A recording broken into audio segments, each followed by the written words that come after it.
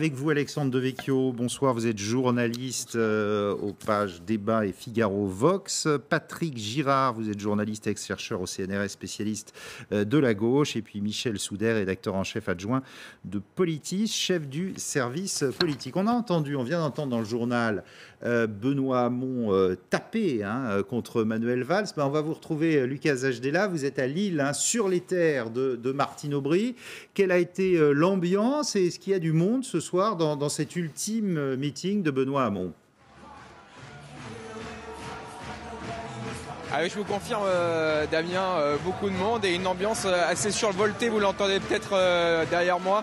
Benoît Hamon qui vient de finir son discours ici au Palais des Sports de Lille. Il y avait environ 3000 personnes. Il faut dire que c'est Martine Aubry en personne qui s'est occupée de faire monter l'ambiance. La maire de Lille qui s'est prononcée dans un message audio qui a été diffusé au début du meeting. Elle a remercié Benoît Hamon de faire battre le cœur de la France. Un message de soutien vraiment inconditionnel de Martine Aubry.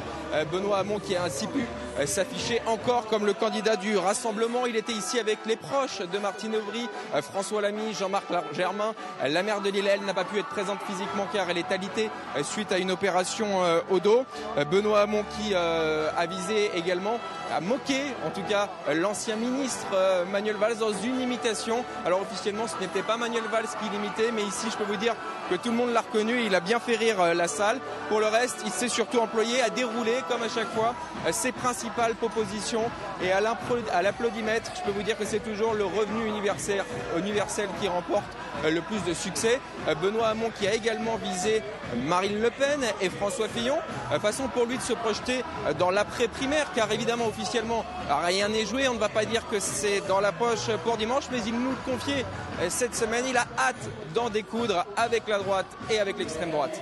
Merci beaucoup, Lucas Ajdela. N'hésitez pas à nous rappeler si vous avez du nouveau. Alexandre Devecchio, on a l'impression que Benoît Hamon a déjà gagné ce soir. Il flingue Manuel Valls sur son costume, sur ses attitudes.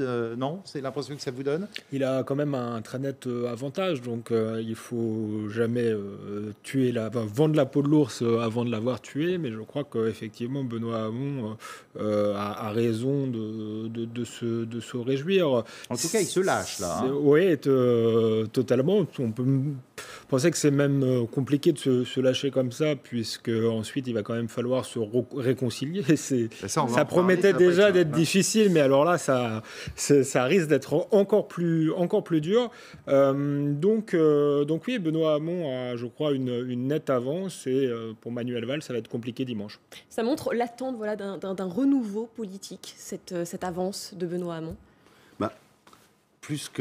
Peut-être plus qu'un renouveau politique, même si il existe, ce qui s'est manifesté dimanche, c'est le divorce entre le Parti socialiste, du moins sa majorité, la ligne du gouvernement, et ses électeurs.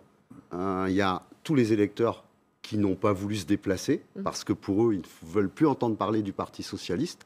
C'est une des raisons pour laquelle la participation a été faible.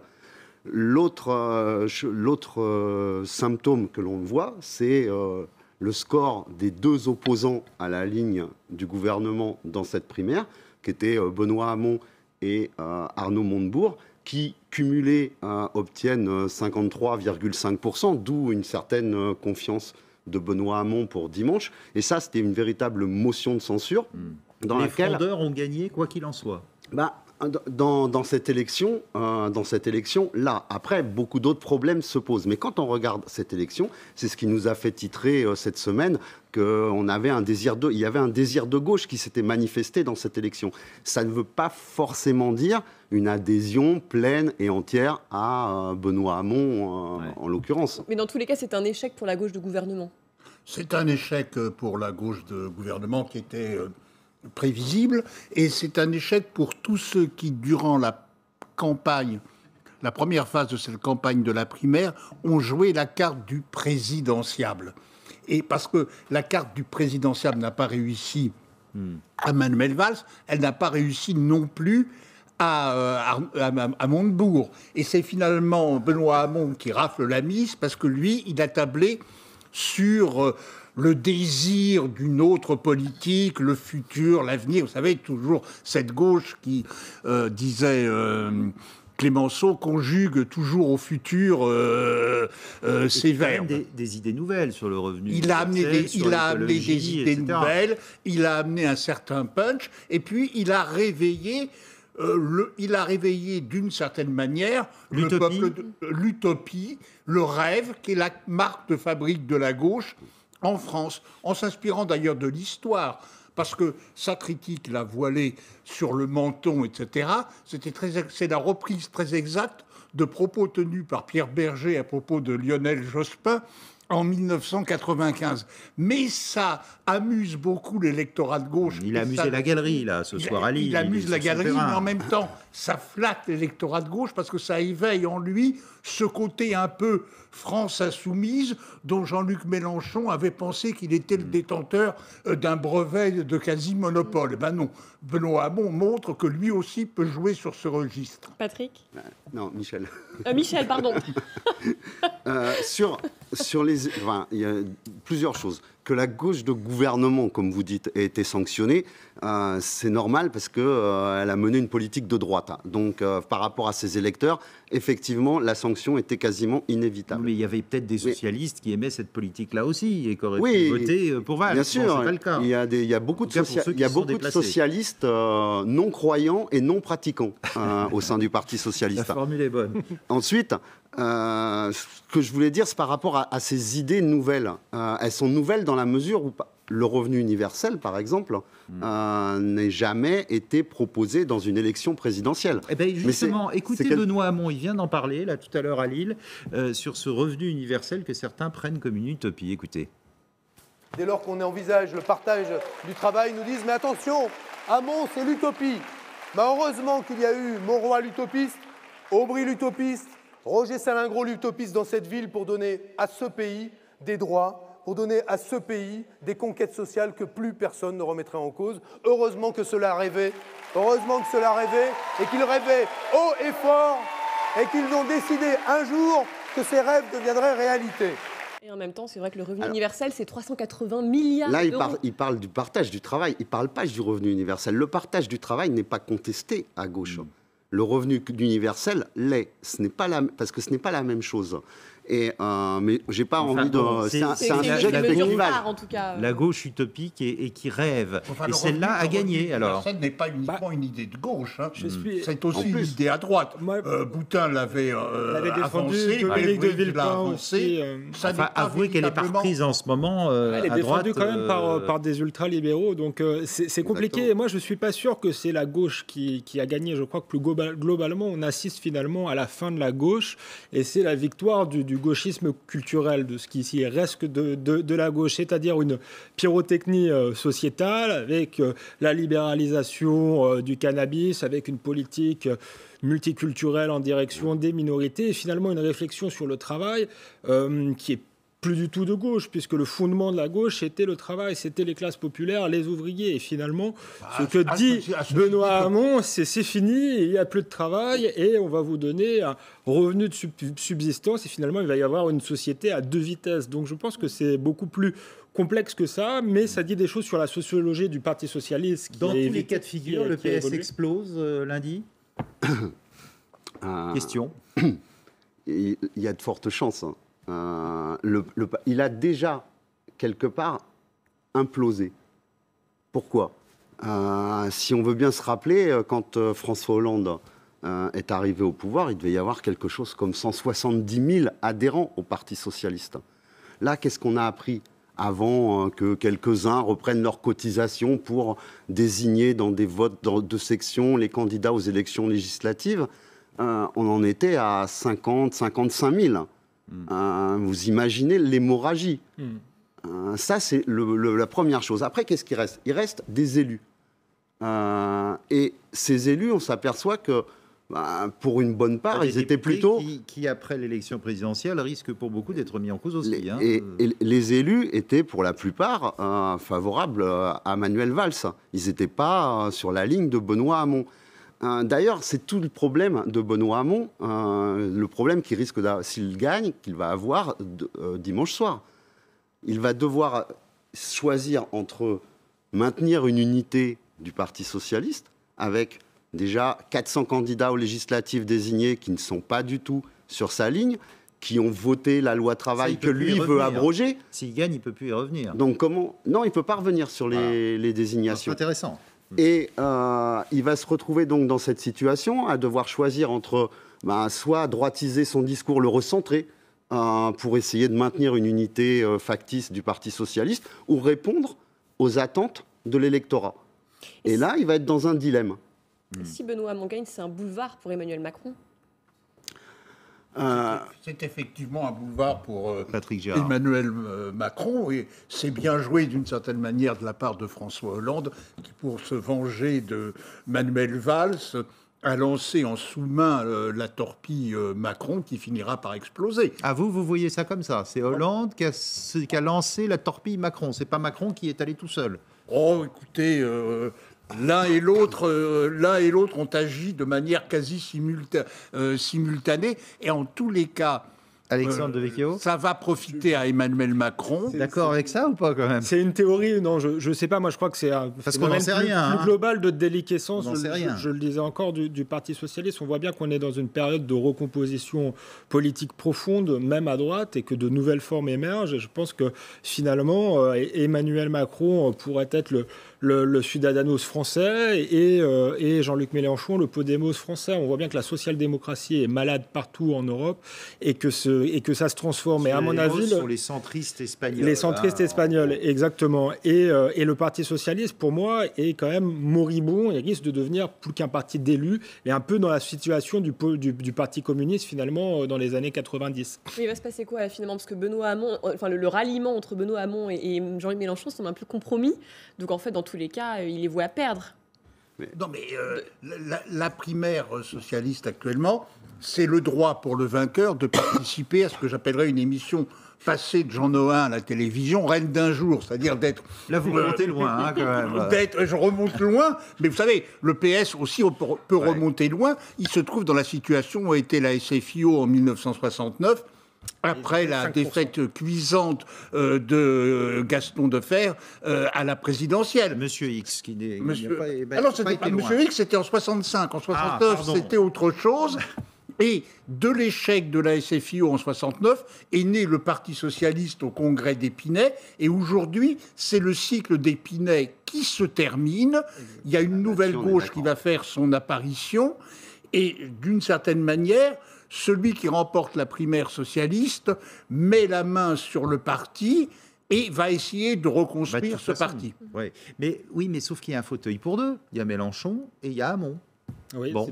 Alors qu'est-ce qu'on fait? C'est pour ça que moi je pense que c'est à terme la disparition du Parti socialiste. C'est un parti qui reste puissant parce qu'il y a un certain nombre d'élus, mais on peut imaginer qu'il va y avoir effectivement une migration vers Macron. Et je crois que c'est l'apazokisation du Parti socialiste. Les partis sont mortels, on le voit bien en Europe. On l'a vu en Grèce avec la disparition des socialistes qui ont été remplacés par Syriza. Et je vois mal comment ils vont pouvoir s'en sortir, puisque l'offre politique ne correspond plus aux électeurs. Donc il risque d'être marginalisé de la vie politique. Michel Soudet. Là, on est dans une primaire du Parti socialiste. Et ça n'a jamais été la primaire de la gauche. Et effectivement, Benoît Hamon, dans ce petit cénacle, peut l'emporter, y compris parce qu'il a reçu l'appui d'électeurs qui sont venus pour sanctionner Manuel Valls, pour essayer... Non mais d'accord, mais on n'en est plus là. Face à Mélenchon, s'il sort du chapeau, je vous dis, sur l'offre politique. Ils sont deux sur l'offre politique, mais pas du même poids. Alors qui gagne? Pas du même poids, et ni avec forcément les mêmes idées. Pour gagner, là, Benoît Hamon a beaucoup emprunté aux réflexions qu'avait pu développer ces dernières années, et depuis près de 8 ans au moins, Jean-Luc Mélenchon. Je prends un exemple, c'est sur l'écologie. Donc pour vous, il peut s'effacer au profit de Mélenchon? Alors, non. Il ne va pas vouloir s'effacer. La tradition, Benoît Hamon, si on entend bien tout ce qu'il dit, reste sur la ligne qui a toujours été celle du PS, de dire qu'au sein de la gauche, le PS est une force centrale et c'est le PS qui fait le rassemblement. C'était d'ailleurs, si on lit la dernière motion qu'il a soutenue, dont il était parmi les premiers signataires au Congrès de Poitiers, c'était ça. C'est à nous de rassembler la gauche, etc. Là, il rêve, sauf que là, bien sûr, il rêve. Il rêve, parce qu'il n'est plus dans la situation de pouvoir le faire. La désignation probable de Benoît Hamon comme candidat de la gauche à la présidentielle va aussi, si elle ouvre un boulevard à Macron, va aussi affaiblir Jean-Luc Mélenchon. Car une partie de l'électorat de Jean-Luc Mélenchon ou de ceux qui le soutenaient vont se reporter sur Benoît Hamon. Et une autre partie de l'électorat de Jean-Luc Mélenchon n'apprécie pas du tout la manière arrogante dont celui-ci s'autoproclame le seul représentant en France de la gauche.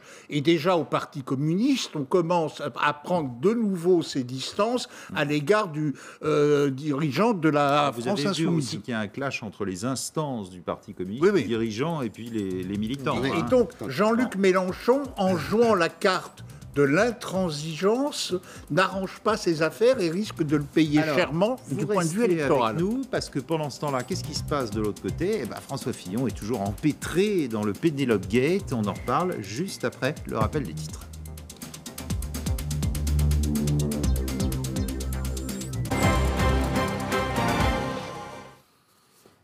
Et on revient sur la politique avec Alexandre Devecchio. Vous êtes journaliste au Figaro Vox, Patrick Girard, journaliste ex-chercheur au CNRS, spécialiste de la gauche, et Michel Soudet, rédacteur en chef adjoint de Politis, chef du service politique. Alors on a parlé en première partie de ce qui se passait à gauche, les ultimes meetings de la primaire, c'est dimanche. À droite, maintenant...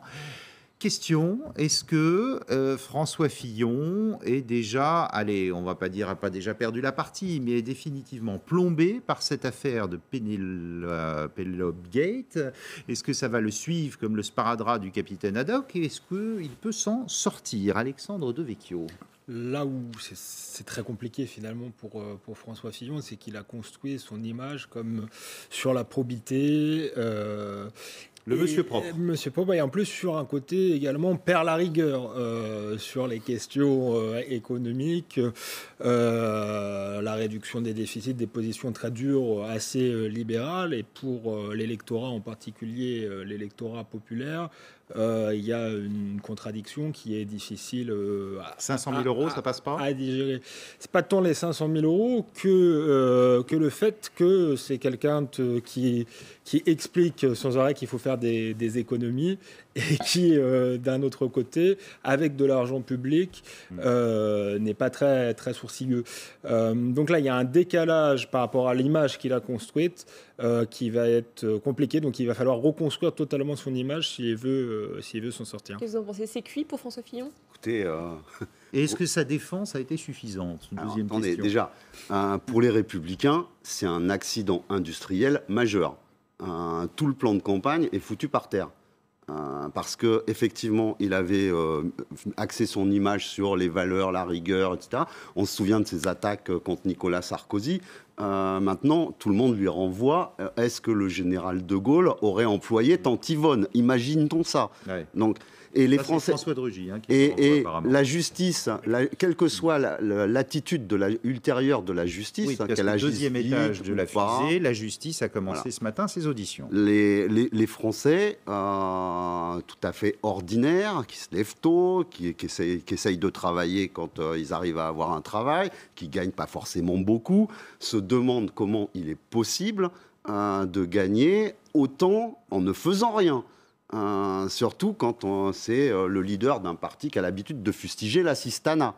Donc tout ça, plus le fait qu'on a appris, parce que là, je réponds à votre question directement, une très mauvaise défense, il annonce qu'il a aussi employé, pour leur qualité, ses fils quand il était sénateur. On fait une petite recherche, on s'aperçoit qu'à l'époque, il ne pouvait pas être avocat. Donc c'est pas pour leur qualité d'avocat qu'il a pu les employer. Donc là encore, mauvaise défense, lui-même rajoute un sujet d'interrogation sur lequel, évidemment, vont se pencher un certain nombre de confrères. Et le feuilleton va durer. Patrick Girard. Le problème de François Fillon, c'est ses amis, c'est pas ses ennemis. parce que la fuite vient de la droite, vous savez. Il y a beaucoup de noms qui circulent. Oui, il y a beaucoup de noms. Mais vous savez, en 1995, on se souvient que le clan Balladur-Sarkozy avait envoyé contre le clan Chirac des révélations dans le Monde sur une soi-disant plus-value qu'aurait fait la famille Chaudron de Courcelles, donc Madame Chirac, sur la vente de terrain. Les boules puantes ont toujours existé. Les boules puantes ont toujours expliqué. Là, François Fillon est en difficulté avec ses propres amis, avec ses adversaires. Le PS est mal placé pour donner des leçons de vertu compte tenu d'un certain nombre de précédents. Marine Le Pen, encore moins, parce que le Front National, qu'est-ce que c'est si ce n'est une petite entreprise familiale? Donc, si vous voulez, François Fillon, déjà on sent qu'à droite, beaucoup se positionnent dans l'idée qu'il va devoir céder. Alors, le problème est de savoir s'il sera mis en examen ou non. Les délais sont très courts. Les délais sont très courts. Parce qu'il a dit que s'il était mis en examen, on le rappelle, il se retirerait de la course à la présidentielle. C'est une possibilité pour vous. Mais le juge, dans un premier temps, peut déclarer qu'il n'y a pas d'éléments, et donc là, c'est un non-lieu, et donc ça va très vite. Sinon, il décide d'enquêter, mais la mise en examen ne vient que bien après. Et ça, la mise en examen, elle peut prendre beaucoup de temps et se situer après l'élection. Ce qui est extraordinaire quand même, c'est que vous êtes en train de nous dire que c'est la justice qui a le pouvoir en ce moment de faire ou défaire l'élection présidentielle. C'est presque du jamais vu, ça. François Fillon a tenté une sorte de quitte ou double en se disant que s'il n'y avait pas de mise en examen très vite ou que si le dossier était refermé, ce serait un moyen d'en sortir totalement. Finalement, il a fixé lui-même l'agenda, mais c'est un pari risqué, car si ce n'est pas le cas, ça risque d'être un boulet pour lui et pour la suite. Et justement, alors Alain Juppé a réagi en disant que si jamais François Fillon se retirait de la course à la présidentielle, il n'irait pas. Écoutez. J'ai tenu à dire ce matin que l'hypothèse qui aujourd'hui n'est pas à l'ordre du jour, naturellement, dans laquelle François Fillon ne serait pas candidat, ne me pousse pas du tout à me lancer dans ce que j'ai appelé une opération de repêchage. Pour moi, les primaires ont eu lieu et donc la messe est dite. Réaction, la messe est vraiment dite, là? Dubitatif. Je crois qu'effectivement, il a dû tirer un trait. Tout le monde sait qu'après sa défaite, il était extrêmement affecté, ce qui est bien normal. Il n'a pas envie de s'y remettre. Et puis, toutes les discussions tournent sur le fait que, regardez, les concurrents, Emmanuel Macron, 39 ans, regardez si c'est Benoît Hamon, on ne peut pas présenter un candidat... qui soit beaucoup plus vieux, ça s'entend. Alors attendez, si on suit votre raisonnement, chez les Républicains, si on va jusqu'au bout et que Fillon est empêché, alors Sarkozy revient? C'est une possibilité. Question. Non, c'est pas possible. Il a encore plus de mise en examen. C'est inenvisageable. Non, c'est pour ça que je vous dis un accident industriel majeur, parce que je pense qu'ils n'ont pas la réponse. Dans son entourage, on dit même on n'a pas de plan B. Ouais. Ils sont dans une situation de crise, ils ont une très mauvaise communication de crise, et de toute façon, c'est le type même d'histoire qui laisse toujours des traces, parce que les honnêtes gens ne comprennent pas ce genre de choses. Maintenant, on entend dire que ça pourrait profiter, etc., mais notamment au Front National. Mais le Front National, outre le fait que c'est une PME familiale, a les mêmes histoires. Mais on parle déjà d'un second tour entre Emmanuel Macron et Marine Le Pen. Oui, mais au Parlement européen... à Emmanuel Macron aussi. Emmanuel Macron, regardons aussi ce qu'il en est. Pour le moment, il est jeune, mais en même temps, il a utilisé manifestement les fonds de Bercy pour commencer à lancer son mouvement. Oui. 120 000 euros, c'est pas rien. C'est pas de l'enrichissement personnel, c'est de l'enrichissement d'un proche. Non, mais c'est une utilisation anormale de fonds publics pour une carrière politique. Donc le risque, c'est quoi? C'est la même chose. Dans l'opinion, c'est tous pourris? C'est ça qui ressort? C'est un des risques. Je parlais tout à l'heure d'une recomposition politique globale. C'est vrai que le scénario Macron-Le Pen est possible. Ce qui ressort, moi, ce qui me frappe, c'est que finalement les primaires, qui devaient être un système pour relégitimer les grands partis politiques, faire sortir des candidats légitimes, ne fonctionnent pas. On voit à droite, François Fillon semblait sortir comme homme fort et avant même cette affaire, on sentait que sa campagne patinait un petit peu. Et je pense que Benoît Hamon, vainqueur, n'aura pas forcément d'état de grâce. Donc on voit que le système politique ancien est en train de se décomposer et qu'il y a une recomposition aussi autour d'un nouveau clivage, c'est-à-dire ceux qui sont pro-ouverture, pro-mondialisation, et là ce pourrait être Emmanuel Macron, et ceux qui sont pour davantage de protection. Et là, Marine Le Pen incarne ce rôle-là. Et là encore, je vous invite à voir ce qui se passe à l'étranger avec Donald Trump et Theresa May, par exemple. Le tous pourri, je veux bien, c'est des discussions qu'on peut entendre. Non, mais c'est des discussions qu'on peut entendre au bistrot, sauf que le Front National, le Front National a, par rapport à son nombre d'élus, le plus gros pourcentage de mise en examen. Et je rappelle, parce qu'on ne le rappelle jamais assez, que toutes les dernières campagnes électorales depuis que Marine Le Pen est arrivée à la tête du Front National font l'objet d'enquêtes judiciaires, de mise en examen, dont certaines vont passer en procès. C'est déjà annoncé. Ensuite, il y a les emplois fictifs qu'elle avait au Parlement européen. Donc tout ça montre qu'il faut en fait changer. C'est l'ensemble du système politique qu'il faut changer quand tout craque de partout. Merci. Et changer de République, ça fait partie du projet de quelques candidats à gauche. Vous êtes mélanchoniste. Allez, merci beaucoup. Dans un instant, le journal sur LCI.